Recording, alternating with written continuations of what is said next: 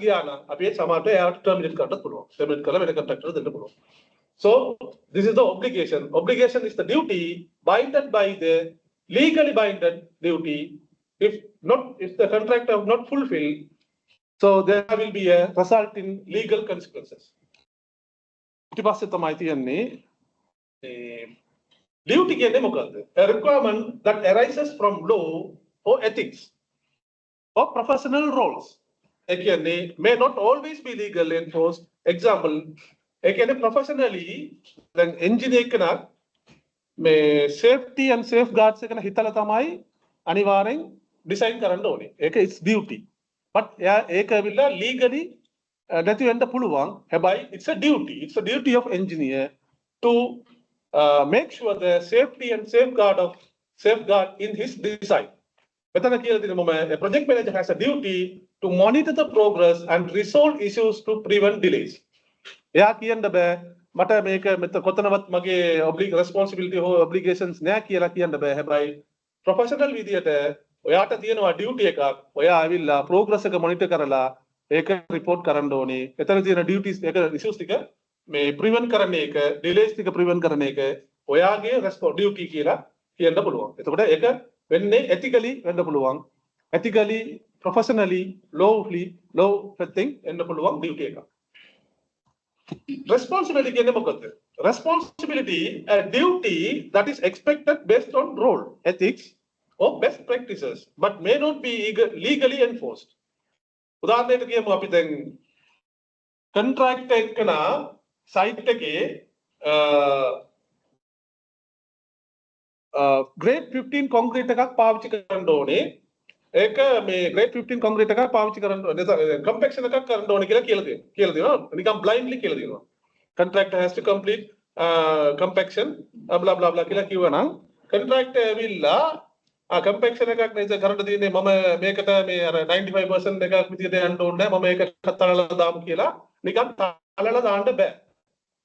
මොකද එයාගේ responsibility එකක් තියෙනවා. ඒකට concrete එක concrete එක තමයි grade 15 grade 25 concrete එකක් දාන්න ඕනේ කියලා කිව්වනම් අපි BOQ වල කියලා නෑ එයා test report එක දෙන්න ඕනේ කියලා. ඒතකොට contractor හිතනවා මම මේ test report එක දෙන්න ඕනේ නෑ. එතකොට මම මේ පෙන්නන්න ඕනේ නෑනේ. එහෙනම් මම මේ 20 වලම ඉවර කරමු කියලා. එයා grade 20 වල වැඩේ කරනවා. හැබැයි engineer විල කියනවා මේක ඔයාගේ test report එක කෝ කියලා. මෙයා කියනවා නෑ නෑ මම test report එකට මේ ඔයා කිව්ව නෑනේ මම ඒකෙන්ද මම කරුවා නෑ test reports එකට කිව් කරුවා නෑ. ඒකෙන්ද මට දෙන්න බෑ කියලා. එහෙම කියන්න බෑ. It's his responsibility. අර grade 25 concrete එකට එයා ඒක කරන්න ඕනේ. ඒක එයාව මේ කරන්න ඩිෆෙන්ඩ් කරන්න ඒ ටෙස්ට් රිපෝට් එක තියන්න ඕනේ. එහෙම එන්ජිනියර් ඉල්ලුවොත් BOQ වල නැත්තම් එයා ඒකට ක්ලයිම් කරන්න පුළුවන්. හැබැයි එන්ජිනියර් ඇවිල්ලා එතනින් කියන්න බෑ. මේ ඔයාට මේ ටෙස්ට් රිපෝට්ස් වලට මට ගෙවන්න බෑ කියලා කියන්න බෑ. මොකද ඔයා BOQ වල දාලා නැහැ. ඔයාට දැන් ඕන නම් ඔයා එන්ජිනියර් ඒක ඕන නම් එතකොට එයාගේ responsibility contract එකේ responsibility තියෙනවා. ඒක පෙන්නන්න ඕනේ එයා. මම මේක මේ විදියට කරලා තියෙනවා කියලා එයාට ප්‍රූෆ් කරන්න එයාගෙන් ડોකියුමන්ට් එකක් ඕන වෙනවා. ඒක එයාගේ responsibility. එතකොට උදාහරණයක් කියමු consultant has a responsibility to provide unbiased advice to clients about design and material selection. උදාහරණ අපි consultant කියන්නේ මෙතන engineer කෙනෙක් ඇවිල්ලා employee එකේ on behalf of the employer තමයි ඒ වුණාට එයා employer එකටම වැඩ කරන්න ඕනේ නෑ. එයා contract එකට තමයි වැඩ කරන්න ඕනේ. right a contract එකක් form වෙනවා නම් valid වෙන්න ඕන නම් following essential elements must be present. පළවෙනි එක තමයි offer එකක් වෙන්න ඕනේ. ඒ කියන්නේ අපි employer employee කියන වගේ offerer and offeree. It's a first party one party ඒ කියන්නේ offerer the proposes specific terms to another party that offeree වලට employee කියන වගේ offer it කියන්න පුළුවන්. The offer must be clear. ඒක clear වෙන්න ඕනේ, definite වෙන්න ඕනේ and communicate වෙන්න ඕනේ of the offering to the offeree. Sorry to offer it අපි ඒක හරි clearly කියන්න ඕනේ, definitely කියන්න ඕනේ, communicate වෙන්න ඕනේ. That is offer. Second එක ඇවිල්ලා acceptance. offer එක දුන්නා නම් විතරක් මදි. හැබැයි එතන acceptance එකක් එන්න ඕනේ.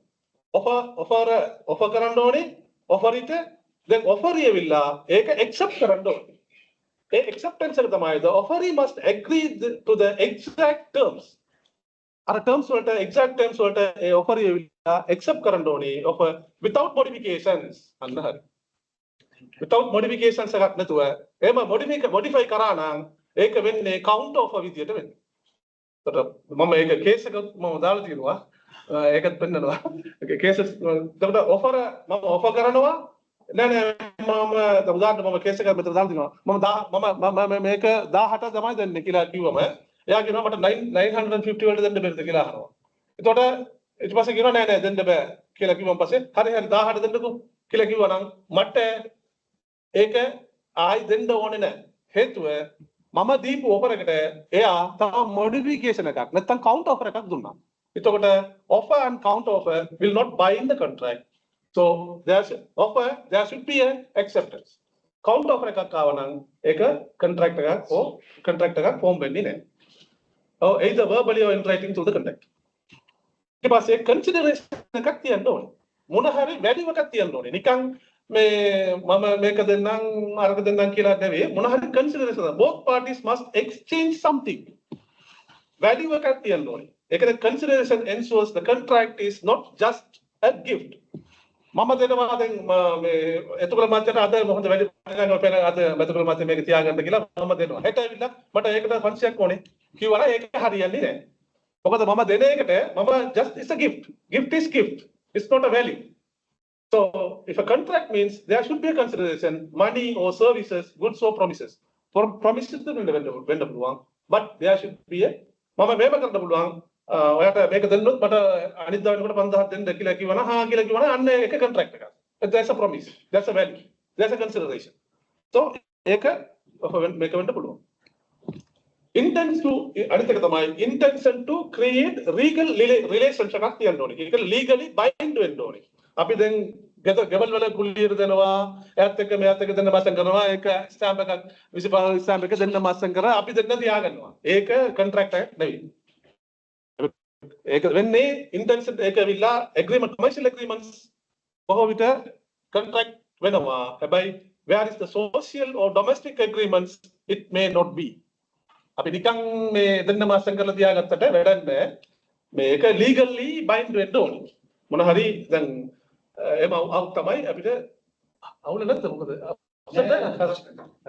ඒක ලීගල් උනුත් තමයි අපිට මේක මොන හරි ලීගල් මේ බයින්ඩින් එකක් වෙන්න ඕනේ ඊට පස්සේ තමයි කැපැසිටි එකක් තියන්න ඕනේ පිස්සු දෙන්නක් ඇවිල්ලා කොන්ට්‍රැක්ට් එකක් කරන්න බෑ ඒක පිස්සෙත් එක්ක අපි කොන්ට්‍රැක්ට් අස්ස ගන්න බෑ ඒක පිස්සෙක් නෑ කියලා අපි මේ දැනගන්න ඕනේ පිස්සුත් එක්ක කොන්ට්‍රැක්ට් එකක් කරලා අපි මෙයා කොන්ට්‍රැක්ට් උනා අපිත් එක්ක කියලා කියන්න බෑ මොකද එයා must be the legal age එකක් වෙන්න ඕනේ 18 years නම් 18 years 21 years නම් 21 years legal age එකක් වෙන්න ඕනේ mentally competent පිස්සක් වෙන්න බෑ හරිද ඊට පස්සේ තව එකක් තියන්නේ they must not be under duress or the undue influence එකක් වෙන්න බෑ මම කියන්න බෑ මගේ PD කිව්ව හින්දා තමයි මේක මම අස්සම් කරන්න කියලා ලියලා අස්සම් කරන්න බෑ එහෙම අස්සම් කරනවා නම් ඒක is not a contract so there should not be any influence ඒක හින්දා තමයි යා mentally complete වෙන්න ඕනේ ඒක කියවන එක හරියට කියවන්න ඕනේ එතන වචනයක් හරි this is subject to the influence of secretary කියලා අස්සම් කරනවා ඒක contract එකක් නෑ එහෙම එතකොට under duress or undue influence එකක් වෙන්න බෑ. ඒක කියවන්න මොකද duress undue influence? duress කියන්නේ same word එකක් නේද? ඒක නේ untrust and duress කියන්නේ හරි pressure එකකින් හරි මේ මට මොන හරි කවුරු හරි influence කරන්න පුළුවන් නේ. අචා මේක දාපන් මේක කියලා මෙයාට දීපන් කියලා. එහෙම influence වෙලා දාන එක. කියන්නේ by force. එහෙම වුණොත් අපිට ඇමතිලා හැම කරන්නේ ඔව් අස්සම් කරලා දාන කියලා කියන්නේ හැබැයි ඒකත් මේ අස්සම් කරන එකන ලියලා අස්සම් කරනවා තමයි ඒක ඉන්වැලිඩ් වෙන්නේ නිකන් ලියනවා නම් එයා මිස්ටේක් වෙනවා එතකොට හරිද මම නිකන් කියන්නේ ඒක normally හැපන්නේ අනිත් එක legality of purpose කියන්නේ මේක මොන හරි fraud එකක් ක්‍රයිම් එකකට අපි කොන්ට්‍රැක්ට් එකක් අස්සම් කරන්න බෑ. අපි කියන්න බෑ අල්ලපු ගෙදර කරපිංච ටිකක් අරන් බලන්න මම රුපියල් 50ක් දෙන්නම් කියලා. ඒක කොන්ට්‍රැක්ට් එකක් නෙවෙයි. නැත්තම් මොනවා හරි පොරකම් කරවරින් මම මේක දෙන්නම් කියලා එහෙම කොන්ට්‍රැක්ට් එකක් අස්සම් කරන්න බෑ. ෆ්‍රවුඩ් එකක් හෝ ක්‍රයිම් එකට අපි ලීගල් පර්පස් එකක් වෙන්න ඕනේ. ඒක contracts involving illegal activities වලට avoid them unforeseeable. ඒක කොන්ට්‍රැක්ට් එකක් විදිහට සලකන්න බෑ. අනිත් එක තමයි certainty of terms. The contract terms must be clear and specific. That the obligations can be enforced ambiguous නිකන් අර කරන්න බැරි දේවල් නැත්නම් මේ නිකන් void මේක ටික දාලා අපි මේ agreement එකක් අස්සම් කරන්න බෑ. ඒක certainty of terms. මෙයා මොනවද කරන්නේ කියලා හරි definite එකක් තියන්න ඕනේ. එහෙම නැතුව නිකන් ambiguous vague agreements විදියට consider කරන්න බෑ. එතකොට ඒකත් unforeseeable. In construction and engineering contracts, additional elements such as scope of work, payment terms, timelines, dispute resolution clauses are also included to avoid conflicts. මේක දෙම්ම නම් අපිට conflict එකක් ආවොත් අපිට මේක කරන්න පුළුවන්. මේව නැත්තම් ඒතකොට ඒක ඇවිල්ලා නිකන් ambiguous or vague agreement එකක් විදිහට සලකන්න වෙනවා. ඒතකොට unforeseeable. දැන් අපි බලමු දැන් offer and acceptance තමයි contract එකේ form කරන principle fundamental principle in contract law. මම මෙතන පොඩි English contract laws ටික මේ පොඩ්ඩක් මේ කරන්නම්.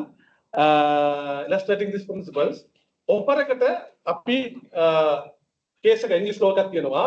Carlyle versus Carbolic Smoke Bowl Company 1893. text කියන්නේ court සාමාන්‍යයෙන් අපි කියනවානේ දැන් මෙයා ගෙහුවා මම නෑ මම ගහන්න නෙවෙයි ගියේ මම ඩිෆෙන්ඩ් කරන්න මේ කරා යාට ගැහුවා කියලා දෙන්නම එක එක කාරණාව කියනවා ඩිෆෙන්ඩන්ට් and අන්ත කරා.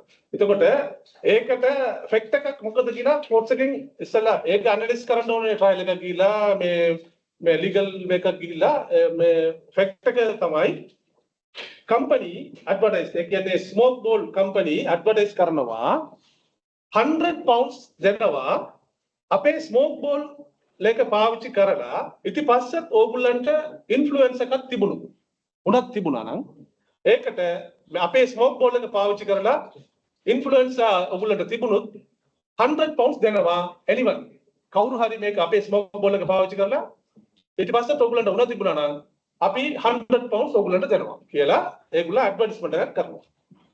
එක්කලා පාවිච්චි කරනවා කවුද කාලිල් කියලා එක්කන මිසිස් කාලිල් කියලා එක්කන පාවිච්චි කරාම එයාට පාවිච්චි කරන් පස්සේ තුන හැදෙනවා. ඊට පස්සේ එයා නඩු දානවා මට මේකක් තියෙනවා මේගොල්ලන් පොරොන්දුනේ මේකට මට ඒ 100 pounds අරන් දෙන්න කියලා. එයා ගිලන් කියනවා නෑ නෑ අපිට දෙන්න බෑ ඒක නිකන් ඇඩ්වර්ටයිස්මන්ට් කියලා තමයි කියන්නේ. නෑ එහෙම නෙවෙයි. කෝට් එක කිව්වේ the advertisement was a unilateral offer. ඒ කියන්නේ හැම එක පාර්ශවයට ඒ කියන්නේ ඉන්ෆ්ලුවෙන්සර් තියෙන පාර්ශවයට ඕගොල්ලන් දීලා තියෙන open offer එක without any condition and caused by the product as specified Mrs. Carlyle accept the offer. ඕගොල්ලන්ගේ අර offer එක අරගෙන එයා accept කරලා තමයි එයා purchase කරලා පාවිච්චි කරලා තියෙන්නේ. He accepted the offer. So that is the contract.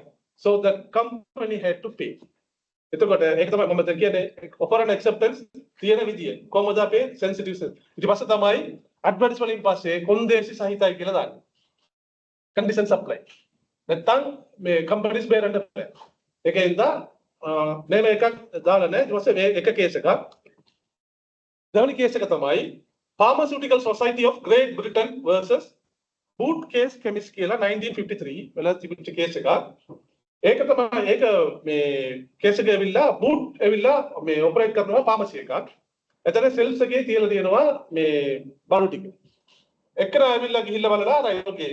එයා අරගෙන ඇවිල්ලා කේසියට දෙනවා මට මේක දෙන්න කියලා කිව්වම එයා කියනවා නෑ නෑ මේක මිල වැඩි වෙලා දැන් දෙන්න බෑ කියලා. එයා කියනවා නෑ නෑ. ඔයා සෙල්ෆ් එකේ තියලා තියෙන එක ඔෆර් එකක්. I took that one. So it's an acceptance. There's a contract. You have to ඔයා මට දෙන්න ඕනේ මයි කියලා කියනවා. දැන් මේක නඩුවට යනවා කෝට්ස් එකෙන් කියනවා